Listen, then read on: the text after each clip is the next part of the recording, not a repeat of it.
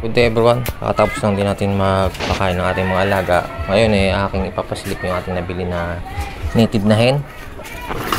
Pwede na tong ipa-crossfit, pwede natin tong pasakbatan dun sa ating IMC Money. So balak natin mag-produce kasi ng IMC Money cross dito sa native para kahit paano try natin makapag-produce ng black meat sa pamamagitan ng crossbreeding muna, kasi wala pa tayong nakikita na tawag dyan na hen na IMC Money. Wala pang available kay Farm 8, kaya dito man tayo sa native.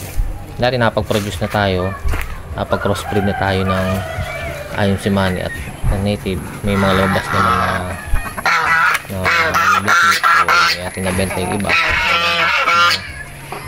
Try na tayo ng meat. So ito yung ating mga heritage chicken sa, tapos yung mga pabo, tapos yung dalawang mga doon natin na naman naka-braided, sila 4 months old. Tapos yung ating available pa rin na 5 months old na pabo ating sa ating Facebook page para ibenta. So ayan, kitang-kita nyo naman. Tapos tuloy-tuloy pa rin naman pag-isip Rhode Island Red, which is good. Nakapag-produce na tayo ng uli ng itlog at atin yung ginagawang quick, tapos yung iba naman ating binibenta. So ganun na yung ating pag-market.